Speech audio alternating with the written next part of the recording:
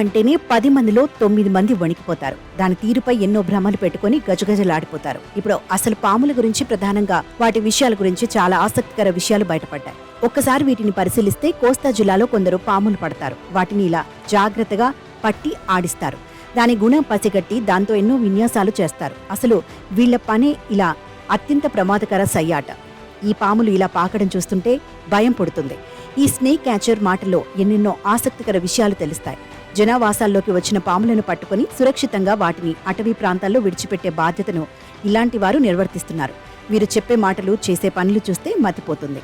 ఇలాంటి వారు పాముల పట్ల ప్రజల్లో అవగాహన కల్పించేందుకు కృషి చేస్తున్నారు. పాముల ప్రవర్తన గురించి తెలుసుకుంటే వాటి కాటుకు గురయ్యే ప్రమాదం నుంచి మనం తప్పించుకోవచ్చని అంటున్నారు. విషం అనేది పాములకు వేటాడే ఆయుధం. దీని ద్వారానే అవి ఆహారాన్ని సంపాదించుకుంటాయి. అందుకే విషాన్ని చాలా జాగ్రత్తగా వాడతాయి. తప్పించుకోవడానికి దారేదీ కనిపించని పరిస్థితుల్లోనే పాము మనిషిని కాటు వేస్తుంది. పాము ఎదురైనప్పుడు ఏమాత్రం భయం లేకుండా కదలకుండా ఉండిపోతే అదే మీ నుంచి దూరంగా వెళ్ళిపోతుంది అని వారు చెప్తారు. ఇది వారి అనుభవ సారం అనే చెప్పాలి.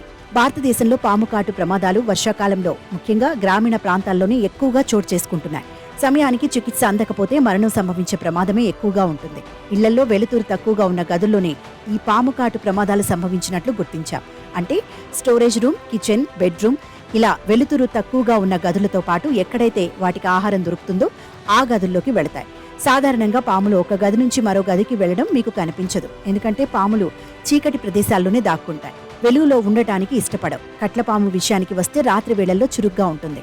రాత్రి నుంచి ఉదయం వరకు ఆహారం కోసం వేటాడుతుంది.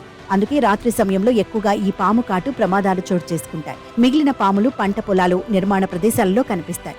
అవి బూడిద, గోధుమ రంగుల్లో ఉంటాయి. కాబట్టి ఈ ప్రదేశాల్లో సులభంగా దాక్కుని ఆహారం కోసం వేటాడతాయి.